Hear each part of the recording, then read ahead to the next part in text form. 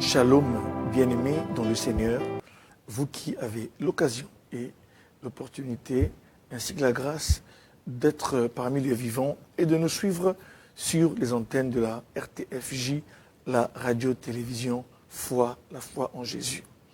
Bien-aimés, c'est un réel plaisir et une lourde responsabilité de pouvoir nous tenir au-devant de vous pour partager la parole du Seigneur.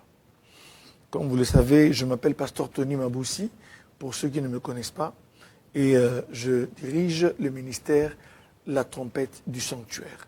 Et notre ministère a pour vision de bâtir et d'engendrer une classe d'élite imprégnée des lois et des valeurs bibliques en vue d'influencer positivement la société. Sur ce, cela passe par trois choses. La première, c'est le réveil. La deuxième, c'est l'instruction. Et la troisième, c'est l'influence. Le réveil, c'est la prise de conscience. Et l'instruction, c'est la formation. Et l'influence, c'est l'impact positif que chaque personne devrait avoir ou doit avoir dans son environnement. Et j'avais dit, mes frères, qu'un jour, le Seigneur nous a dit, lorsqu'il n'y a plus d'hommes pour le service, Dieu fait se lever ses élites. C'est pourquoi, en ce jour, nous voulons vraiment nous pencher sur la parole de Dieu. Et vous savez que ce mois de septembre, le thème de ce mois, c'est « Monte ici ». Cela est tiré de Apocalypse 4, verset 1, où il est écrit ceci. « Après cela, je regardai et voici une porte était ouverte dans le ciel. La première voix que j'avais entendue, comme le son d'une trompette, et qui me parlait, dit, monte ici, et je te ferai voir ce qui doit arriver dans la suite. Bien-aimé, et Jean continue en disant, aussitôt je fus ravi en esprit, et voici il y avait un trône dans le ciel. Et sur ce trône, quelqu'un était assis. Celui qui était assis avait l'aspect d'une pierre de jaspe et de sardoine. Et le trône était environné d'un arc-en-ciel semblable à de l'émeraude. Bien-aimés, prions le Seigneur. Dieu Tout-Puissant, nous te sommes reconnaissants pour ce soir. Merci pour ta parole, Seigneur, oh Dieu. Il est écrit, il leur envoya sa parole, et sa parole les guérit. Nous voulons être guéris de nos infirmités spirituelles, de nos infirmités dans l'âme, de toutes sortes d'infirmités, Seigneur. Guéris-nous en nous envoyant ta parole. Que ton nom soit glorifié, Père, et que tout ce qui n'est pas de toi soit loin de ton peuple, dans le nom de Jésus-Christ. Merci de nous prêter main forte et de nous assister au nom de Jésus. Amen. Bien-aimés, que la paix soit avec vous.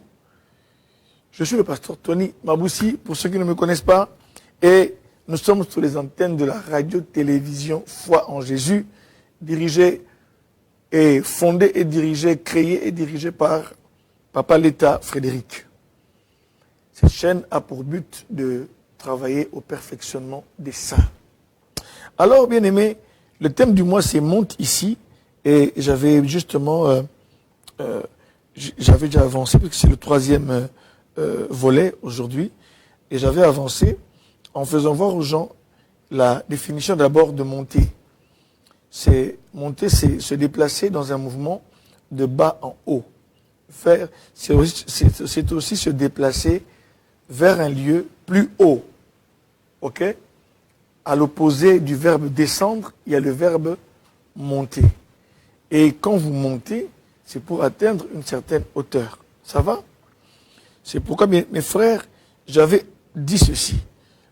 La volonté, le but de cet enseignement, c'est quoi? La volonté de Dieu est l'élévation spirituelle de son peuple.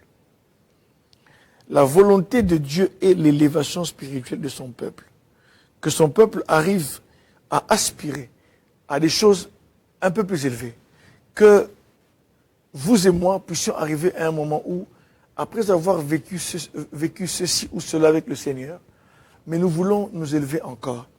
Ou bien, après avoir vécu une certaine vie de péché, nous voulons abandonner le péché et nous élever spirituellement. Ça va? Bien-aimés, la pensée de Dieu est d'appeler son peuple à d'autres dimensions. Le Seigneur veut susciter un peuple qui a le désir et la soif des hauteurs. Pourquoi? Quand Dieu a voulu montrer certaines choses cachées ou décisives aux hommes, aux humains, il s'est arrangé pour que l'homme monte. Quand il lui fallut parler à Moïse, Dieu l'a appelé, Exode 24. Il lui dit, monte vers moi à la montagne. Ok?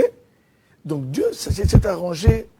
Quand il a voulu parler à Paul de certaines choses excellentes, lui accorder la grâce de voir, comme le dit lui-même Paul, je connais quelqu'un, si ce n'est dans son corps, je ne sais pas, si c'était son esprit, je ne sais pas, mais qui a été enlevé au 3e ciel.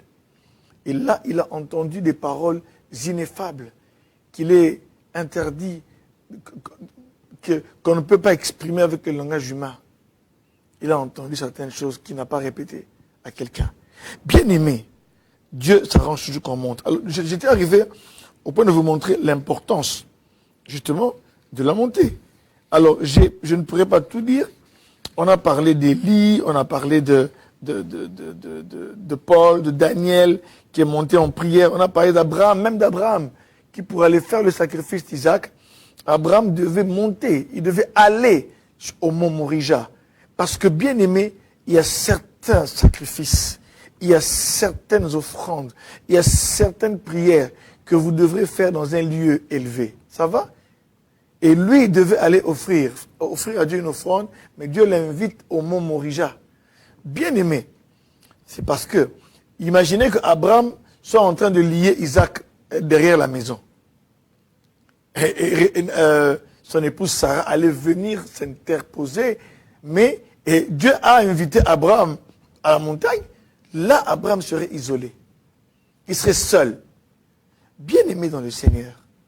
C'est pourquoi j'aimerais juste ouvrir une parenthèse en disant, il y a des choses que vous ferez pour que vous le fassiez. Dieu pourra vous isoler d'une manière ou d'une autre. Il pourra vous inviter à être seul avec lui afin d'accomplir certaines choses. Et si Dieu veut que vous soyez seul avec lui, ne rechignez pas, ne murmurez pas. Il se peut que Dieu est en train d'éloigner certaines amitiés. Dieu a fait en sorte que certaines personnes, vous puissiez voir leur vrai visage. Dieu a fait en sorte que certaines personnes, vous ne puissiez plus être ensemble. Vos amis avec qui vous mangiez, vous buviez, mais vous n'arrivez plus à être avec eux. Pourquoi? Dieu a fait en sorte qu'il puisse vous isoler un peu, parce qu'il a un but à poursuivre avec vous. Alléluia. C'est pourquoi, bien-aimé dans le Seigneur, celui qui comprend l'appel de Dieu, il ne murmure pas. Alors, j'avais justement parlé d'Ézéchiel avec la vision des ossements desséchés. Pour voir certaines choses, bien-aimé, il faut être dans la dimension où cette chose-là est. J'ai donné l'exemple simple d'un immeuble. Ici, nous sommes au 2e étage, la RTFJ. Au 3e étage, donc, dans d'autres étages, il y a d'autres services. Il y a autre chose. Il y a un hôpital, il y a des bureaux. Alors, il y a même une église. Alors, c'est dire que si tu veux rencontrer Papa l'État, si tu veux voir la chaîne RTFJ, il te faut venir au 2e niveau. Tu prends l'ascenseur et tu montes. Tant que tu n'es pas monté, tu ne pourras pas voir, on peut tout te dire, tu ne pourras pas faire l'émission. Et tu ne pourras pas voir la RTFJ telle que moi je la vois ici. Ça va? Il faut monter, et tel que je suis en train de faire l'émission. Bien aimé dans le Seigneur, j'ai parlé des lits. 1 Roi 18, en face des prophètes de Baal, il fallait être au mont Carmel pour faire le défi. Toujours la montée. Alors, bien aimé, nous sommes arrivés au point où nous avons posé la question de savoir comment atteindre certaines dimensions ou comment s'élever spirituellement. Comment atteindre certaines dimensions ou comment s'élever spirituellement. Aujourd'hui, je vous parlerai, je vais juste faire la révision et ajouter 1 ou 2 points sur comment s'élever spirituellement. Et justement, après ça, je vais aborder un autre point sur l'impact de la hauteur. L'impact que cela a dans votre vie, votre famille. L'impact de quand vous montez spirituellement, qu'est-ce que ça produit. Bien aimé, j'aimerais lire avec vous Éphésiens 2, verset 6. Juste rapidement. Éphésiens 2, verset 6. Je vais lire Éphésiens 2, verset 6.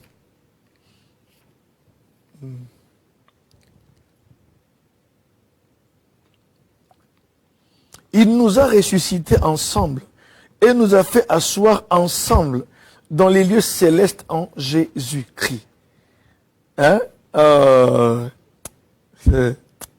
Il nous a ressuscités ensemble et nous a fait asseoir ensemble dans les lieux célestes en Jésus-Christ. Ensemble avec qui? Ensemble avec le Christ. Prenons Éphésiens chapitre 1, versets 16 à 22. Vous lirez ça à la maison, vous-même. Éphésiens 1, 16 à 22. Toujours Éphésiens. Je vais lire pour vous. Ok, je vais lire. Éphésiens 1, 16 à 22. Je ne cesse de rendre grâce pour vous, faisant mention de vous dans mes prières, afin que le Dieu de notre Seigneur Jésus-Christ, le Père de gloire, vous donne un esprit de sagesse et de révélation dans sa connaissance, et qu'il illumine les yeux de votre cœur.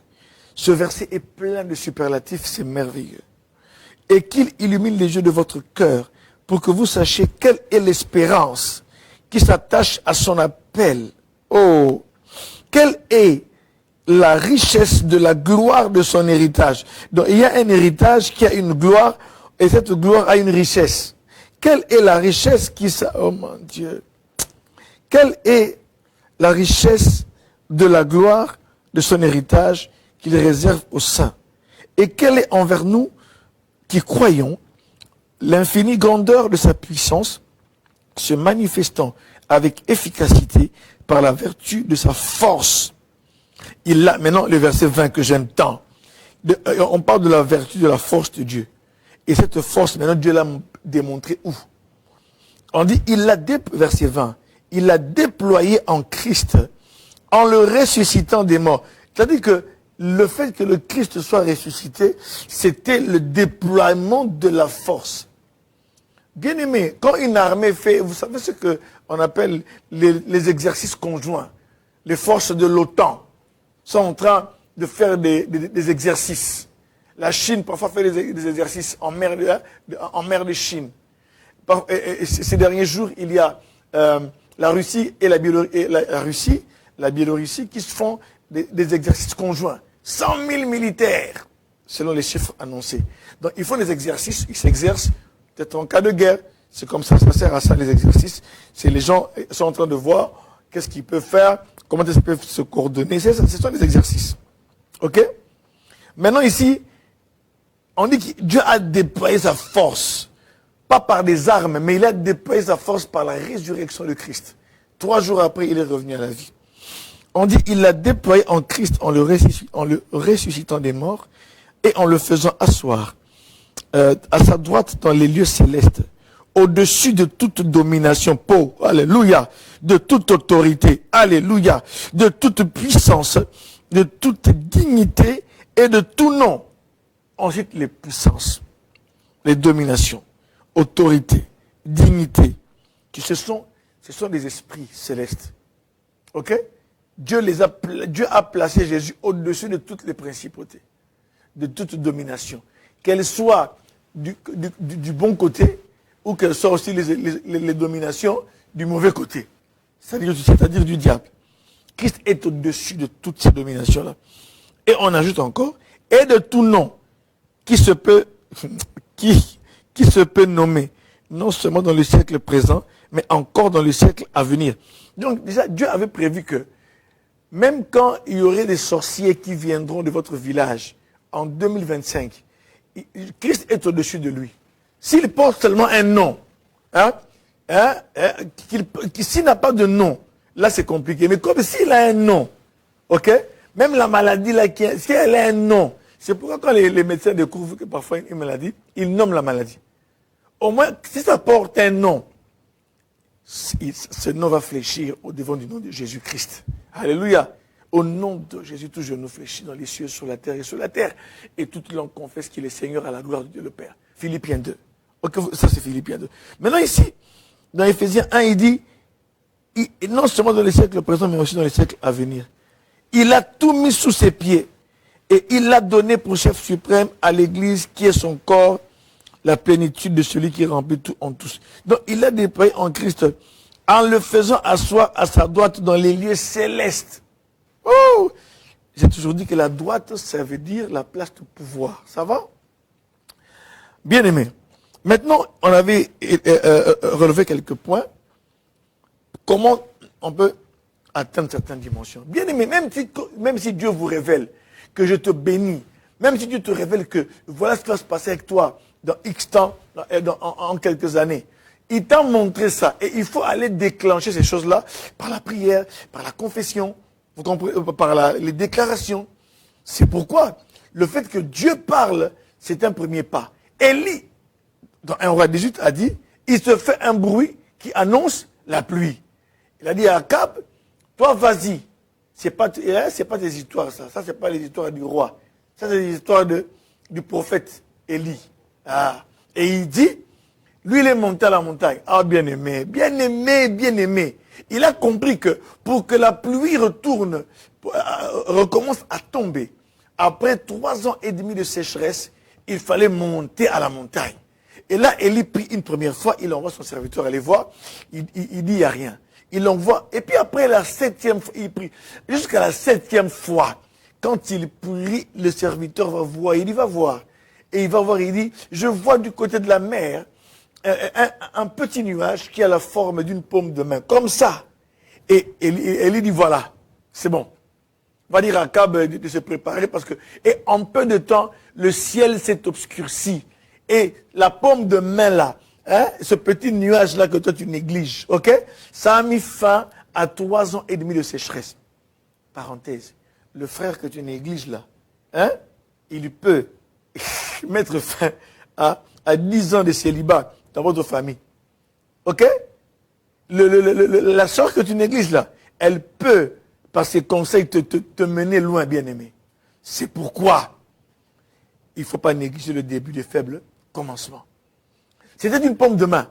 Élie était allé chercher la pluie en esprit. C'est ce qu'il faut savoir. Il y a des choses telles que les enfants, le travail. Bien-aimé, il faut aller les chercher. Ok?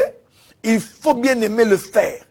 Élie a prié, il a prié, il a prié, il a prié. Première fois, il envoie, ça ne vient pas. C'est pour te dire qu'il avait déjà entendu. Il a dit, il se fait un bruit. Il a reçu le message. C'est pourquoi tu as rêvé. Il y a des gens qui ont rêvé de toi. Il y a des gens qui t'ont donné des prophéties. D'autres qui t'ont donné des messages. Mais ce sont des bruits qui annoncent quelque chose. Mais maintenant, il faut que toi, tu ailles à la montagne et que tu puisses faire en sorte que ces choses-là soient matérialisées. Alléluia. Parce que tout ce que Dieu révèle est dans une dimension. Ce que Dieu révèle est dans les lieux invisibles. C'est pourquoi Hébreux 11, verset 3 déclare, c'est par la foi que nous comprenons que le monde a été fait par la parole de Dieu. De sorte que ce qui est visible tire son origine de ce qui est invisible. Oh, alléluia. De ce qui est invisible. C'est-à-dire que les enfants sont dans la sphère invisible. Ils sont là en Dieu. Quand Dieu disait que la lumière soit, la lumière était où? Quand il dit que la lumière soit, et la lumière fut. Et donc, c'est-à-dire que dans la réalité de Dieu, il y a certaines choses, bien aimées, qui sont déjà prêtes. Il faut seulement que quelqu'un aille à la montagne et entre dans la bonne dimension et qu'il aille la déclencher. Alléluia. Bien aimé, regardez. La première des choses que j'avais dites pour monter spirituellement, il faut d'abord naître d'en haut. La nouvelle naissance. Jésus a dit à Nicodème, il te faut naître d'en haut. Sinon, tu ne verras pas le royaume de Dieu. Ou bien naître de nouveau. Ça va? Jean 3, versets 3 à 8.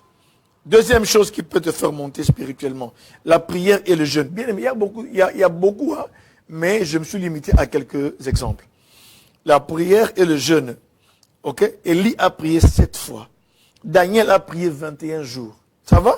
Jusqu'à ce que Michael est venu pour libérer Gabriel qui était menacé, qui était retenu en combat par le roi de Perse qui symbolise le diable. Ok? Alors, je veux aussi ajouter, il faut rechercher les choses d'en haut, comme le dit Colossiens 3. Recherchez les choses d'en haut. Si donc vous êtes ressuscité avec Dieu, avec Christ, recherchez les choses d'en haut, là où il est assis à la droite de Dieu. Ça va? La deuxième chose qui peut te faire monter, c'est la foi. Non, je donne une autre chose que je n'ai pas donné la fois passée. C'est choisir ses compagnies.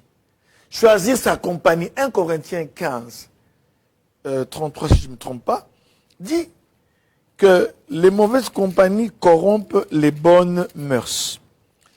Il se peut que tu aies une femme de prière, mais depuis que tu commences à fréquenter, hein, la sœur telle, maman telle, vraiment ça devient compliqué. Même ton mari ne te reconnaît plus. Depuis que tu commences à fréquenter ton papa, depuis que tu as commencé à refréquenter tes amis là, avec qui vous avez étudié au collège Saint-Albert, depuis que tu les as rencontrés, ça devient compliqué. Maman commence à te voir seulement vers minuit, 23 heures. Les enfants ne te voient plus. Le matin, tu es parti au travail, eux ils sont encore en train de dormir. Bien-aimés dans le Seigneur, les mauvaises compagnies corrompent les bonnes mœurs. Regardez ce que dit 1 Corinthiens 15. 1 Corinthiens 15, 33. Ne vous y trompez pas. Les mauvaises compagnies corrompent les bonnes mœurs. Ne vous y trompez pas. C'est-à-dire, regardez-moi, qu'il y a des gens qui se trompent. Et l'apôtre Paul dit, ne vous y trompez pas. Les mauvaises compagnies corrompent les bonnes mœurs. Si tu es en mauvaise compagnie, ça va corrompre tout ce que tu avais de bien. Oh. Il y a des gens qui sont en train de vivre une vie comme des coqs. Ça veut dire quoi? Dans la basse-cour. Ils n'arrivent pas à monter comme l'aigle dont j'ai parlé. Parce qu'il est tout le temps en compagnie des oiseaux de la basse-cour. Le coq, la poule, le canard. Cocorico. Bien, dans la basse-cour, il y a du bruit. Cocorico. Le coq chante. Ok? La poule caquette. Les poussins, ils piaulent. Le canard, il cancane. Oh! Bien aimé, dans la basse-cour, il y a du bruit. Hein? Bien aimé, il y a du bruit. Donc, vous prenez la pintade. Vous prenez tous ces... Les oiseaux de basse-cour, ça fait du bruit. Ils sont là, ils sont nombreux. Ça fait du bruit. Mais, là où il y a de la montée et de la percée, là, il n'y a pas du bruit, là, il y a le silence. Là, c'est le monde de l'aigle. Là, c'est le monde des oiseaux comme l'aigle, qui est considéré comme le roi des oiseaux. Alléluia. Lui, il est là, dans un espace, dans une dimension où il n'y a pas de bruit. Alléluia. Quand je parle de l'aigle, je sens que je suis toujours surexcité. Choisissez votre compagnie. Débarrassez-vous de ceux qui ne vous apportent rien. Débarrassez-vous de ceux qui vous traînent, qui vous tirent vers le bas. Débarrassez-vous des gens qui viennent seulement vous raconter les histoires des autres. Et puis quand tu rentres à la maison, tu ne sais même plus prier. Parce que la personne t'envoie des voices maintenant. Écoute les voices qu'elle avait envoyées. Toi, tu pries à 21h et puis après tu dors. Maintenant, tu écoutes les voices jusqu'à 22h30 et puis tu es fatigué. Parce que tu es en mauvaise compagnie. Bien aimé, les bonnes compagnies peuvent vous élever, peuvent vous tirer vers le haut. Mais les mauvaises compagnies vont vous tirer vers le bas. C'est pourquoi il faut prendre parfois des décisions radicales. Dire, je ne peux plus fréquenter tel frère. On reste frère, je le salue, je suis courtois. Mais il est pour moi une mauvaise compagnie. Après le travail, ce collègue-là te dit toujours, mais pourquoi tu rentres si toi à la maison? Qu'est-ce que tu vas faire à la maison? Qu'est-ce que je vais faire à la maison? Mais mes enfants sont là, ma femme est là. Qu'est-ce que je vais faire à la maison? Même si je suis célibataire, mais je dois m'occuper. Hein? Lui te dit, non, mon frère, allons un peu ici quelque part, allons là. C'est pas mauvais d'aller boire un pot en bonne compagnie. Ce n'est pas mauvais d'aller manger au restaurant. Mais quand ça devient une occasion de chute pour vous amener dans des choses futiles, alors là, mes frères, abandonnez cela. Ça va? Choisissez vos compagnies. Il est temps. Il est écrit dans la parole de Dieu. Sortez du milieu d'eux et je vous accueillerai. Sortez du milieu d'eux. Sors du milieu de ceux qui prennent de la drogue. Sors du milieu de ceux qui s'enivrent. Sors du milieu de ces copines-là qui ne font que sortir avec les maris d'autrui. Sors de ce milieu-là. Sors du milieu. Moi, je ne juge personne. Mais je me dis que pour ma paix et pour ma communion avec Dieu, ma soeur, comment est-ce que vous allez arriver simplement à rester dans ce milieu-là, pas pour les amener à Christ, mais pour vous allez subir. Et quand vous rentrez à la maison, vous ne racontez à votre mari que des choses futiles. Ah, mais tu sais, hein? Ah, est-ce que tu sais qu'un tel a fait ceci? Est-ce que tu sais qu'il y a eu ceci? Est-ce que tu sais, hein? Et même ton mari est fatigué, bien aimé. Et quand elle rentre, elle commence à raconter des histoires. Vous voyez? Quand elle rentre, elle commence à appeler, elle appelle Kinshasa, elle appelle Anvers, elle appelle la Hollande, elle appelle à Paris, elle appelle à Paris. Elle dit, hey, vous ne savez pas ce qui est arrivé ici. Vous ne savez rien. Qu'est-ce qui s'est passé? Mais non. Mais est-ce que vous savez que... Parce que les hommes, quand ils sortent avec des copines, hein, il va diaboliser sa femme à la maison. Et il va commencer à raconter à sa concubine, ah, mais d'ailleurs, la maison, là-bas, il y a ceci ou ça, d'ailleurs. Mais, bien aimé, il ne quitte pas, ce foyer-là. Il ne quitte pas. C'est vous qui êtes trompé. Et maintenant, quand il vous raconte ça, vous, maintenant, vous allez, d'ailleurs, elle n'a pas bien préparé. Vous, maintenant, vous allez raconter, vous allez appeler à Paris. Hey, ma copine, hein, là-bas, c'est gâté. Est-ce que tu sais que... non, bien aimé. Tu sais qu'elle ne sait même pas préparer. Mais son mari se plaint. Son mari ne mange pas bien. Alors je lui ai préparé du poisson fumé, hein, comme on dit en lingala. Mbisiamoto moko. À peine fumé. Donc du poisson fumé. Mboto. Il y a un poisson qu'on appelle mboto. Je ne connais pas le nom en français. Hein. Il a l'embellier mboto. Avec du légume vert. Je lui ai préparé du mboto avec du légume vert. Avec de la semoule blanche. Ah! Il a tellement bien mangé qu'il a dormi. Et puis après, il a dit, bon, il est parti. Et arrivé chez lui, il n'a même pas mangé. Il a dit que non, ça va, il était allé au restaurant. Donc moi, je prends soin de lui. Mais tu prends soin de lui jusque quand? Sépare-toi de cet homme-là. Et essaye de monter. Et Dieu va te donner ton propre mari. Amen. Hein? Ok. J'espère que j'ai parlé à quelqu'un. Bien aimé. La foi. La foi vous fait monter aussi. C'est là que j'ai parlé d'Ésaïe 40-31, où il est écrit, il est écrit, ceux qui se confient en l'Éternel, ils renouvellent leur force, ils prennent le vol comme les aigles, ils marchent, ils ne se fatiguent pas, ils courent et ils ne se lassent pas. Alléluia. Bien-aimés dans le Seigneur. Maintenant, c'est pourquoi j'ai dit que dans Hébreux 11, verset 3, il est écrit, c'est par la foi que nous comprenons que le monde a été fait par la parole de Dieu, de sorte que ce qui est visible tire son origine de ce qui est invisible. Autre chose pour monter spirituellement, recherchez la vie d'en haut. Vous voulez vivre la vie d'en bas. Recherchez également la vie de la sainteté. Hébreux 12, 14 dit, hein, recherchez la paix avec tous et la sanctification sans laquelle personne ne verra le Seigneur. Recherchez la sanctification. Arrêtez avec le mal. Je ne vous juge pas. Arrêtez avec le mal parce que ça ne plaît pas à Dieu. Alléluia. Bien-aimé, pour monter en haut, il faut chercher aussi la puissance d'en haut. Le Saint-Esprit. C'est le Saint-Esprit qui vous donne des désirs d'en haut. La vie d'en haut. Bien-aimé, quand vous arrivez dans une ville, hein, frères et sœurs, chez nous au Congo, on dit, quand vous êtes vous arrivez dans un village et que les gens dansent sur le pied gauche, vous ne dansez pas sur le pied droit. Il faut danser sur ce pied-là. Parce que c'est comme ça qu'ils vivent. Tu ne peux pas, toi, arriver à Bruxelles et tu amènes la vie de Burkina Faso. Non, du Burkina Faso, non. Tu ne peux pas non plus arriver en Russie et tu commences à amener certaines choses de Bruxelles. Si en Russie on ne fait pas ça, n'amène pas les choses de Bruxelles là-bas. C'est pour dire que la vie de Dieu, bien-aimé, il nous a appelés à sa vie, à la sainteté. 1 Thessaloniciens 4, verset 3. 1 Thessaloniciens 4, verset 3 déclare, ce que Dieu veut, c'est votre sanctification. La volonté de Dieu, c'est votre sanctification. Il a dit dans Romains, autant que cela dépend de vous, soyez en paix avec tous.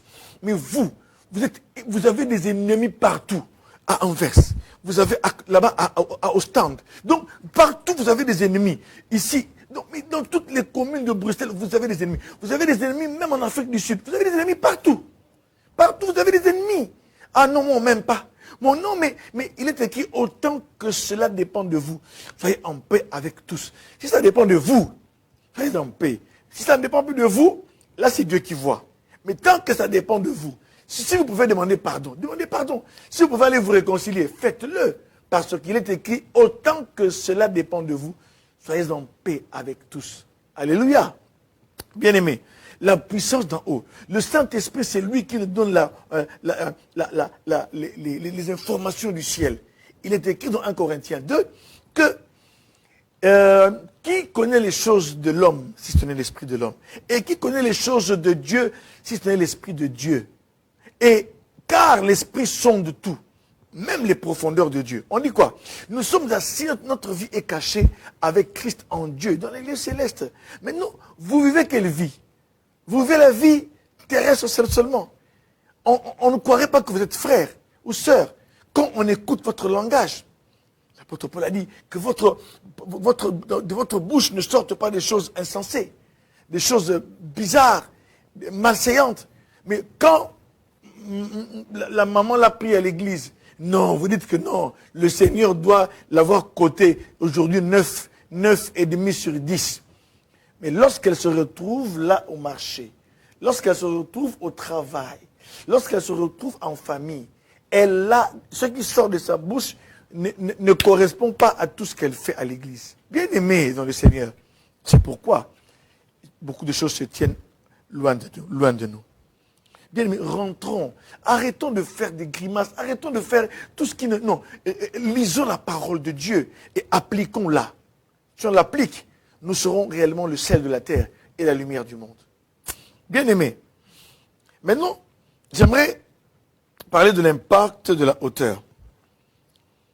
Quand tu montes, il y a des conséquences quand tu montes, mes frères. Notez bien. Là, je parle de l'impact de la hauteur. Notez bien. L'appel de la hauteur est provoqué par l'aspiration. La foi en quelque chose, la recherche de quelque chose que l'on désire. Donc, si la hauteur vous appelle, une autre dimension vous appelle, une autre dimension dans votre vie de prière, votre vie de lecture de la parole, votre compréhension de la Bible, ok? Et une vie de consécration. Cela est une aspiration. Vous cherchez quelque chose. Vous avez la foi en quelque chose. Maintenant, écoutez mes frères et mes sœurs. D'abord, la hauteur, je vais revenir sur l'aigle encore. Hein? Je peux parler de l'aigle jusqu'au mois de janvier, février. Il y aura toujours des choses à ajouter. Parce que le Seigneur nous a bénis en nous enseignant sur l'aigle. Ça va? Dans Job 39. Je vais lire Job 39. Job, c'est avant Psaume. Ça va? Job 39. Job, c'est avant Psaume. Job 39, mais ça dépend des versions. Il y a des versions qui ont le verset là avant ou après. Job 39, verset 27. Verset 27. Non, verset 27. Dans notre version, c'est verset 30. Mais moi, je commence au verset 27. Job 39, 27. Non, c'est plutôt... Non, c'est plutôt 30. Non, 30. Excusez-moi. Verset 30. On parle de l'aigle. Job 39, verset 30. Est-ce par ton ordre que l'aigle s'élève et qu'il place son nid sur les hauteurs? C'est dans les rochers qu'il habite et qu'il a sa demeure. Sur la cime des rochers. Sur le sommet, que quelqu'un dise sommet. Sur le sommet des monts. De là, il épille sa proie. Alléluia. Oh, alléluia. Il place son nid dans les rochers. De là, il épille sa proie. Il plonge au loin les regards. Ces petits boivent le sang. Et là où sont les cadavres, l'aigle se trouve. Bien aimé, dans Ésaïe 40, verset 31, il est écrit, ceux qui se confient en l'Éternel, ils renouvellent leur force, ils prennent le vol comme les aigles, ils courent, ils ne se lassent pas, et ils marchent, ils ne se fatiguent pas. C'est pour dire que quand tu te confies en Dieu, maman, écoutez-moi, bien-aimé, je vais dire des choses très spirituelles qui vont suivre maintenant. Soyez attentifs, dites aux enfants de rester calmes. Dites à papa de couper le téléphone avec son ami de Kin là, qui vient de suivre. Ça va? Alors, ils disent, écoutez mes frères. Donc, la foi, la confiance en Dieu fait de vous un aigle. Alléluia. L'aigle, c'est pas quelque chose de mystérieux, non. Mais quand vous vous confiez en Dieu, la Bible dit que ceux qui se confient en l'Éternel, ils renouvellent leur force. Parce que quand vous lisez le verset 27, verset 28 d'Ésaïe 40, on dit, les jeunes gens se fatiguent, les adolescents chancellent, mais ceux qui se confient en l'Éternel, ils renouvellent leur force. Ils prennent le vol. L'une des conséquences de votre foi, la conséquence lorsque vous avez la foi en Dieu, même quand ça va mal, la conséquence de faire confiance en l'Éternel, c'est que vous changez de nature spirituelle. Alléluia. Vous changez de nature spirituelle. Vous devenez comme un aigle. Même si on vous voit aller travailler au bureau. Mais spirituellement, les anges, même les esprits mauvais savent que ce monsieur est dans une autre sphère. Cette dame qui est dans une autre dimension. Alléluia. C'est pourquoi il est écrit que ceux qui se confient en l'Éternel, l'aigle, c'est pas qu'on se proclame, je suis un aigle. Non, c'est une nature spirituelle. Alléluia. C'est une nature spirituelle. Une nature qui aime les dimensions élevées. Pas seulement les petites choses que nous voyons. Bien aimé, je suis d'accord qu'il faut que vous puissiez vous marier. Je suis d'accord qu'il faut ceci ou cela. Mais à un moment donné, il faut rechercher aussi les choses élevées. Rechercher Dieu. Rechercher son amour. Et qui a déjà jeûné pour les dons spirituels qu'il a? Qui a jeûné depuis le début de l'année pour sa relation avec Dieu? On ne jeûne que pour le mariage. On ne jeûne que pour ceci. On ne jeûne que pour ceci. Mais parfois, tu peux aussi t'élever pour vraiment que tu puisses marcher comme un enfant de Dieu. Que là où on te voit au travail, on sait que faites tout, mais pas avec ce monsieur-là. Il n'acceptera jamais votre corruption. Parce qu'il est le sel de la terre. Il donne le goût. Il est la lumière du monde, il est clair. Et là où tu es clair, les ténèbres ne viennent pas. Bien aimé, écoutez ce qui se passe maintenant. Donc, je commence par dire que votre foi fait de vous un homme ou une femme qui est comme un aigle. On dit, ceux qui se confient en l'Éternel, ils font quoi? Ils renouvellent leur force. Il y a quelqu'un à qui je m'adresse ce soir. Quelqu'un qui va renouveler sa force. Vous qui étiez fatigué, revenez et faites confiance à Dieu. Revenez et refaites-lui confiance, maman et papa. Pour que Dieu renouvelle votre force. Même si c'est difficile, mais je sais que vous devez atteindre une certaine dimension. Vous n'allez pas finir là où l'ennemi veut que vous finissiez. Ce problème n'est pas votre fin. Parce qu'il y a autre chose au-delà de la montagne. Ne regardez pas seulement la montagne. Au-delà de la montagne, il y a autre chose. Alléluia. Mais pour voir cela, au-delà de l'obstacle, au-delà du blocage, il y a autre chose. Mais pour voir cela, il faut s'élever en hauteur. Écoutez-moi, mes frères et mes sœurs. Bien aimé, la hauteur, l'impact de la hauteur. Déjà, la foi, ok, j'explique d'abord l'aigle. La hauteur déverrouille la nature de l'aigle en vous. Qui a compris là-bas? Lorsque vous avez votre SIM, hein, et quand vous la mettez là, il y a un code PIN que vous devez, vous comprenez ça? Il y a un code que vous devez mettre pour que le téléphone soit actif, que la SIM commence maintenant à être active et qu'on puisse vous joindre. Et la hauteur va déverrouiller en vous certaines grâces. La hauteur va déverrouiller la nature. Je ne parle que de l'aigle pour le moment. La hauteur les dimensions élevées vont déverrouiller en vous la nature de l'aigle. Elles vont révéler que vous n'étiez pas ce que les gens pensaient que vous étiez. Hein? On vous voyait là dans le quartier. On vous voit calmement sortir avec votre femme, aller au travail, accompagner les enfants à l'école. Mais on ne sait pas, on ne sait pas que vous avez la nature de l'aigle en vous. Alléluia. Bien aimé dans le Seigneur. Maintenant, regardez ce qui se passe. Toujours dans l'aigle. Maintenant, vous avez la nature de l'aigle parce que vous avez la foi, vous vous confiez en Dieu. Selon Ésaïe 40, 31. Mais la hauteur déverrouille cette nature-là. Maintenant, La hauteur vous change de perspective. Bien-aimé, lorsque vous êtes maintenant dans les hauteurs, les choses que vous voyez grandes, vous ne les voyez plus grandes. Qui me comprend? Bien-aimé, quand vous prenez l'avion, hein, l'aéroport est grand, hein, Zaventem c'est grand, alléluia.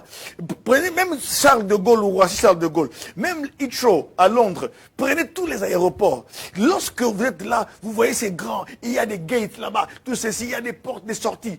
Mais lorsque l'avion prend de l'envol, lorsque l'avion prend de l'envol, maintenant l'aéroport va devenir petit. Vous savez pourquoi? À cause de la hauteur. C'est pourquoi il y a des problèmes qui, vous commencez à pleurer, vous commencez à geindre, vous commencez à gémir. Pourquoi? Parce que vous ne montez pas. Même s'il n'y a pas de solution, montez d'abord en prière. Exercez votre foi. Lisez la Bible. Bien-aimé, lorsque vous ne faites qu'appeler, hey, ma copine, tu as vu ce qu'il m'a fait? Mako, encore les Congolais, elle me dit, Mako, hey, Mako, on avait dit, hey, Mako, je suis foutu. Non, arrête d'appeler Mako. Appelle le ciel. Alléluia. Il est écrit, Jérémie 33:3, invoque-moi, je te répondrai. Je t'annoncerai de grandes choses, des choses cachées que tu ne connaissais pas. Toi, tu désespères. Mais Dieu se dit, mais regardez-moi mon enfant ici. J'ai encore des choses à faire avec lui. C'est pourquoi tu changes de perspective. Regardez. Si je me mets comme ça, je vois ici, je ne peux pas dire ce que je vois ici, je suis au studio, je vois certaines choses. Mais lorsque maintenant je monte, je change d'angle, alléluia. Bien aimé, même ce problème que tu as là, plus tu vas commencer à monter, tu vas comprendre que il y a quelque chose, il y a la sagesse de Dieu. Lorsque Jésus souffrait, le souverain sacrificateur, les Romains, les pharisiens, les Juifs ont dit, on l'a eu. Maintenant, on a terminé sa carrière, il ne va plus nous gêner, il drainait les foules. Or, l'Épître aux Corinthiens dit ceci. Paul dit, hein, s'ils avaient connu Dieu dans sa sagesse, les princes de ce monde n'auraient pas crucifié le Christ, le Seigneur de gloire. Pourquoi? Parce qu'en le crucifiant, lorsqu'on le frappait, là, Ésaïe 53 déclare, c'est par ces meurtrissures que nous sommes guéris. Nous, on voit qu'il souffre. C'est pourquoi il est écrit dans Ésaïe 53, excusez-moi mes frères, je sens que je commence à bouillonner. Papa m'avait interdit de beaucoup bouger, mais je vais faire un effort. Bien aimé, regardez, Ésaïe 53 déclare, quand on parle de la souffrance qui a été attribuée, cet oracle prophétique, qui a été attribué à la souffrance du Christ, on dit, Ésaïe 53 verset 1, Ésaïe 53 verset 1, qui a cru à ce que nous avons annoncé? Qui a reconnu le bras de l'Éternel? Bien aimé, qui reconnaît que ce qui se passe dans ta vie là, c'est le bras de l'Éternel? Qui reconnaît que le fiancé qui t'a abandonné là, il n'est pas mauvais, c'est le bras de l'Éternel qui t'épargne un divorce? Qui a reconnu le bras de l'Éternel? Mais pour reconnaître le bras de l'Éternel, il faut être dans les hauteurs, dans la dimension où tu peux bien voir. Mais toi, tu n'es que là, dans les fleurs roses, dans les trucs ceci, dans les restaurants. Les restaurants, c'est bien. Aller au parc, c'est bien. Mais il faut faire mieux, monter pour dire, Seigneur, ce gars qui vient là, ce monsieur, quel est notre avenir? Qu'est-ce que tu nous vois faire dans 20 ans? Et là, l'aigle, quand la nature de l'aigle se révèle à toi, l'aigle a les yeux pour voir. Tu vas commencer tu fais un songe où on te montre que ce monsieur-là, il va t'abandonner. Avec 2 enfants. Il t'abandonne et tu pars, tu souffres. Tu dis, qu'est-ce qui se passe? Là, il faut que j'entre encore en profondeur. Bien aimé, qui a reconnu le bras de l'Éternel? Bien aimé, Dieu fait tellement de choses que parfois nous, on ne s'en rend pas compte. Le bras de l'Éternel peut agir à cause de sa sagesse. Or, la Bible déclare dans Ésaïe 55, autant les cieux sont élevés au-dessus de vos têtes, autant mes pensées sont élevées au-dessus de vos pensées, et mes voix au-dessus de vos voix. Dieu peut permettre un licenciement. C'est parce que Dieu veut que maintenant tu entres, que tu ouvres ta propre entreprise. Bien aimé, ça va être difficile, et peut-être que ça sera difficile de payer le loyer, mais Dieu maintenant te voit, Dieu t'a montré il y a 15 ans que tu fondais une entreprise, mais tu as oublié, parce que tu bouffes tellement ton salaire. Or Dieu, toi, t'a appelé à donner du travail aux gens, à payer les gens. Il te voit dans une certaine grandeur. C'est pourquoi, bien aimé dans le Seigneur, il a dit, autant les cieux sont élevés au-dessus de vos têtes, autant mes pensées sont élevées au-dessus de vos pensées, et mes voix au-dessus de vos voix. Quand Dieu est en train d'agir dans ses voix, frères et sœurs, il faut laisser, il faut avoir la sagesse de Dieu, comprendre le bras de l'Éternel. Qui a reconnu le bras de l'Éternel? Ce qui est tombé là, c'était le bras de l'Éternel.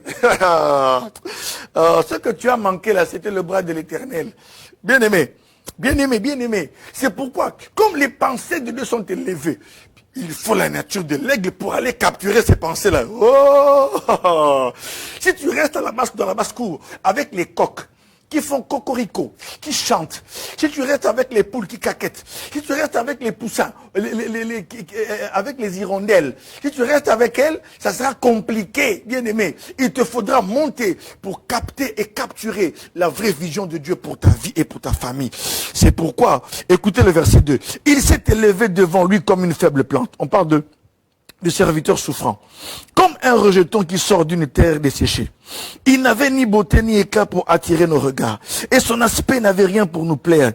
Méprisé et abandonné des hommes, homme de douleur et habitué à la souffrance, semblable à celui dont on détourne le visage. Nous l'avons dédaigné, nous n'avons fait de lui aucun cas. Cependant, il a porté nos souffrances. Il s'est chargé de nos douleurs. Et nous l'avons considéré comme puni, frappé de Dieu et humilié. Mais il était blessé pour nos péchés. Oh, brisé pour nos iniquités. Il n'y a que Jésus qui a accompli ça. Alléluia. Le châtiment qui nous donne la paix est tombé sur lui. Et c'est par ces meurtrissures que nous sommes guéris.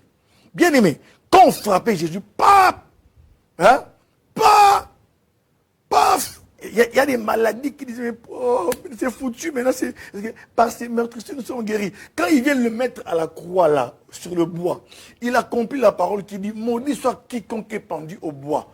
Il est parti porter la malédiction des hommes. Alléluia, alléluia. Et là, c'est pourquoi l'apôtre Paul dit aux Corinthiens, s'ils avaient connu Dieu dans sa sagesse, ils n'auraient pas crucifié le Seigneur. Ils avaient dit, Jésus, on ne te touchera pas haut. Parce que si tu meurs, nous on sera foutus. Même le diable n'a pas connu le plan de Dieu. C'est pourquoi mes frères et mes sœurs, il y a des jours où l'ennemi s'acharne sur vous. Mais sachez que même l'ennemi est sous le contrôle de Dieu. Alléluia. Il peut s'acharner sur vous, mais il sait pas, il connaît pas la sagesse de Dieu. Et votre bailleur se fâche et dit non, ça fait 1 mois que vous ne payez pas le loyer, alors vous sortez de chez moi. Ok. Mais il ne sait pas que lorsqu'il est en train de faire cela, ça provoque une foi, une colère. Vous dites, Seigneur, j'en ai marre d'être locataire, je vais être propriétaire. Parce que pourquoi? Tant que vous n'étiez pas sorti de là, hein, vous n'aurez jamais eu la foi pour être propriétaire. Allez, vous commencez à vous dire qu'est-ce qu'il faut pour devenir propriétaire. Bien aimé. Et vous commencez à nourrir cette foi. Frères et sœurs, regardez ici. Regardez que la hauteur change de perspective. Vous ne voyez plus les choses de la même façon. Car la hauteur influence votre vision. Plus vous montez, les grands éléments deviennent petits. Non parce qu'ils changent, parce que vous avez changé de dimension. Zaventem est toujours Zaventem, c'est grand. Mais quand vous êtes dans les hauteurs, ça devient petit. Ça devient comme un petit quartier de quelques maisons là. Mais c'est pas Zaventem qui a changé. C'est vous qui avez changé de dimension. C'est vous qui avez changé de dimension. Alléluia. C'est vous qui avez changé de dimension. C'est vous qui avez changé. Zaventem n'a pas changé. Mais quand vous allez descendre, ça sera toujours aussi grand. Alléluia. Maintenant, j'aimerais vous dire une chose. Votre maladie là, que vous pensez compliquée, tout ce que vous voyez comme problème insurmontable, c'est parce que vous vous tenez au même niveau que le problème. Vous devez monter au-delà du problème et vous allez comprendre que ça n'aura plus d'impact sur vous. Bien-aimé, Philippiens 4, versets 6 à 7 déclare, ne vous inquiétez de rien, mais en toutes circonstances, faites connaître vos besoins à Dieu par les prières, des supplications, avec des actions de grâce. Et la paix de Dieu, qui surpasse toute intelligence, gardera vos cœurs et vos pensées en Jésus-Christ. Alléluia. Bien-aimé, ça j'introduis, hein. Bien-aimé, quand Job dit, écoutez, Job dit, est-ce par ton ordre que l'aigle s'élève? Bien aimé, en d'autres termes, quand l'aigle fait comme ça, bouh, c'est un langage spirituel. Quand il prend l'envol, c'est qu'il a entendu un ordre. C'est qu'il a entendu un ordre. C'est pourquoi mes frères et mes sœurs, quel est cet ordre? Le Saint-Esprit m'a enseigné des choses, bien aimées. Cet ordre-là, c'est la foi. La foi devient un ordre. Quand Dieu vous appelle à certaines choses, il dit, écoute mon fils l'État. Oui, maintenant tu dois toi avoir un immeuble pour toi-même. Pour la chaîne, pour ceci, pour cela. Tu as 3 niveaux. C'est l'ordre que Dieu lui donne. Il sent dans son cœur que non, il faut que je change de dimension.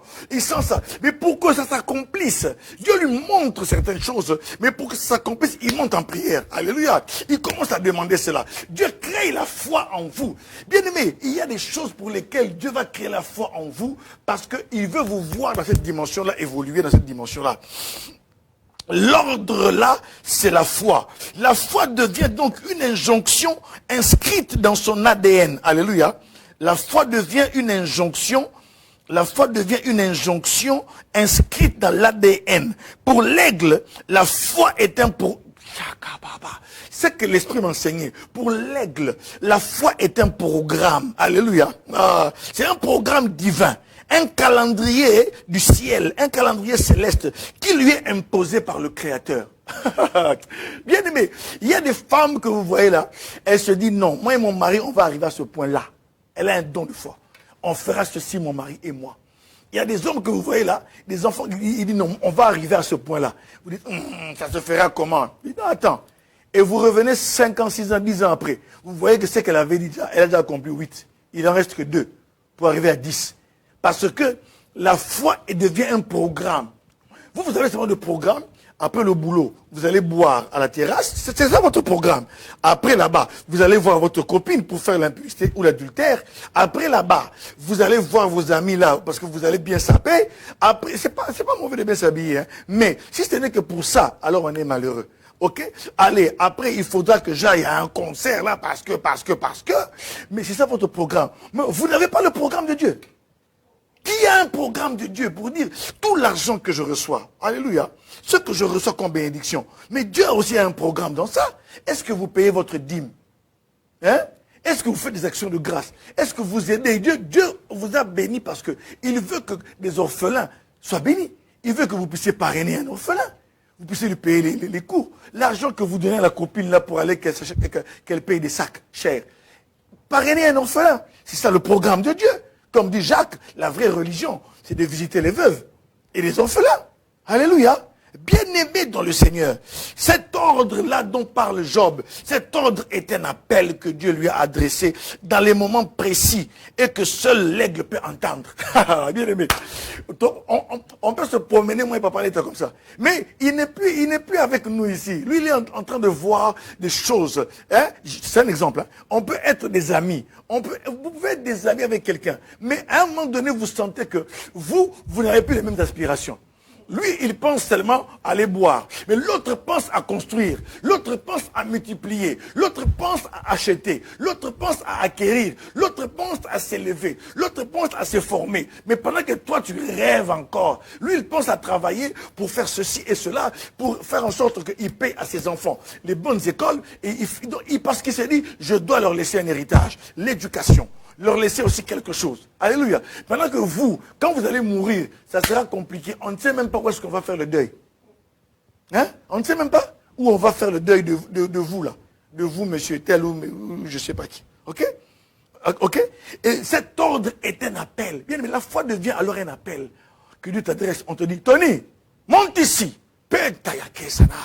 Oh, bien aimé dans le Seigneur. La hauteur déverrouille la nature de l'aigle, mes bien-aimés dans le Seigneur. Je disais qu'on change de perspective. Ok? La hauteur, je vais finir ici. Hein. Dimanche prochain, ne manquez pas. On va continuer. La hauteur fait de vous des sentinelles. Dans les anciennes villes, les villes étaient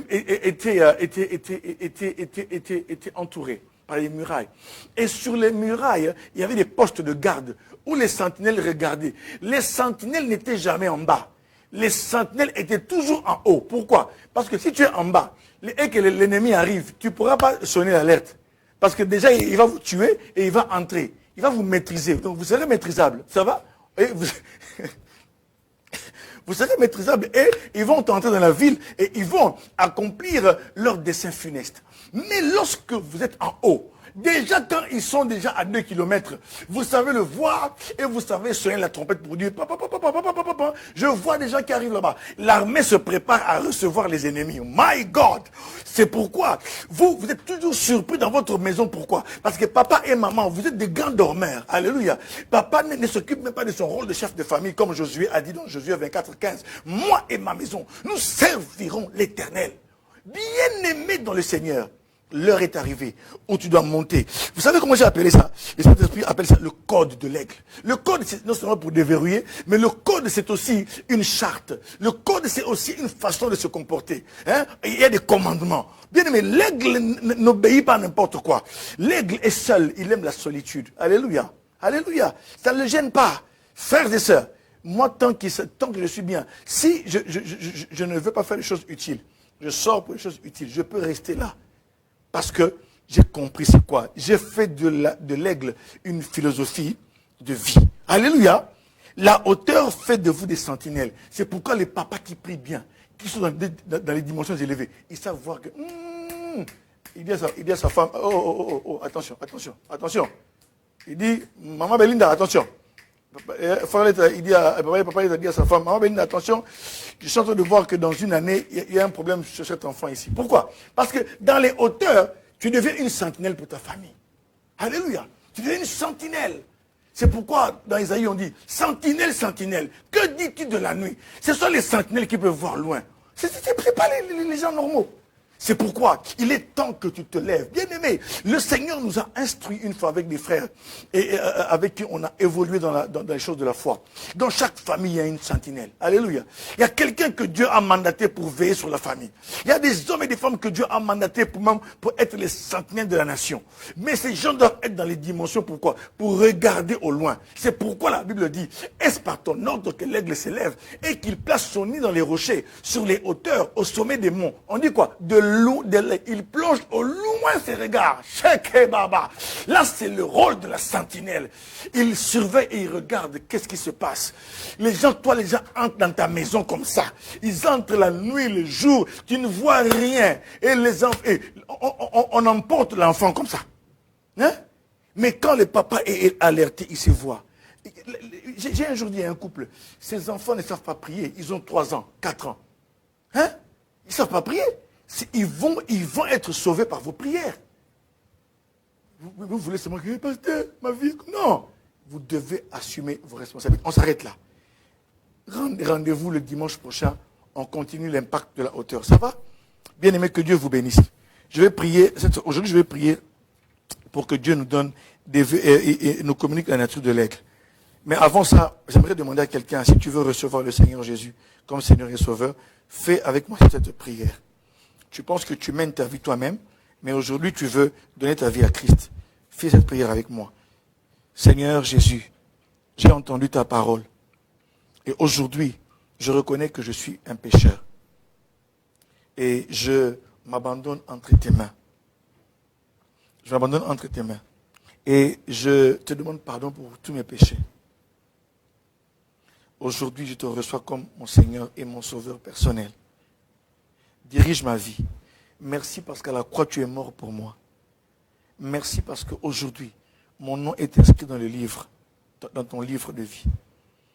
Dirige mes pas et conduis-moi au nom de Jésus. Amen. Bien-aimés, cette prière fait de vous, par la foi, un enfant de Dieu. Et cherchez une église où on confesse Jésus-Christ comme Seigneur et Sauveur et où la parole de Dieu est prêchée dans la vérité. Si vous ne savez pas où allez vous réunir, vous pouvez contacter M. Frédéric Letta, qui est le responsable de la chaîne, et pourra vous orienter dans une bonne église où vous pourrez aller écouter la parole de Dieu. Bien-aimés, je vais prier maintenant pour que Dieu nous aide. Seigneur, fais de nous des hommes et des femmes qui savent monter. Des hommes et des femmes dans la dimension où tu nous attends. Bénis nos pas, bénis nos vies, bénis nos familles. Relève notre vie de prière, la vie de la méditation de la parole. Bénis papa, bénis maman, bénis les enfants, bénis chaque personne, oh Dieu. Bénis mes bien-aimés dans leur travail, dans leur projet. Regarde celui qui est malade. Touche là où tu es malade. Guéris-le, Seigneur, car tu es Jéhovah Rapha. Touche-le dans son corps, dans son esprit et dans son âme, pour celui qui a des blessures intérieures. Au nom de Jésus, et qu'il soit guéri. Père, que cette semaine soit bénie et que ton nom soit glorifié, Papa. Que tout ce qui n'est pas de toi soit loin d'eux, au nom de Jésus-Christ. Je bénis toutes les familles qui vont me suivre, au nom de Jésus. Amen. Bien-aimés, que Dieu soit loué et que la paix du Seigneur soit avec vous tous. Alors, on a terminé. On a un communiqué pour tout le monde.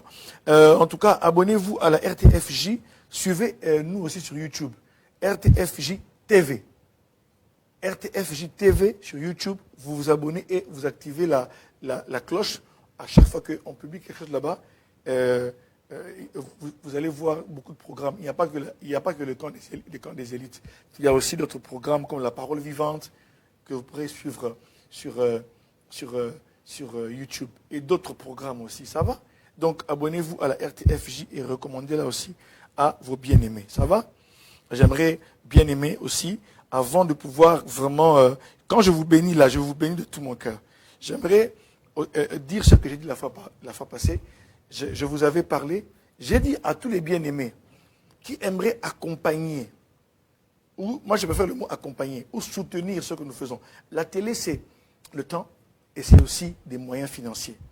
Et lorsque quelques bien-aimés aussi nous soutiennent et que nous-mêmes aussi nous participons pour que nous puissions faire des émissions bien-aimées et que ça vous bénisse, en tout cas, nous avons des échéances. Chaque mois, nous payons 200 €.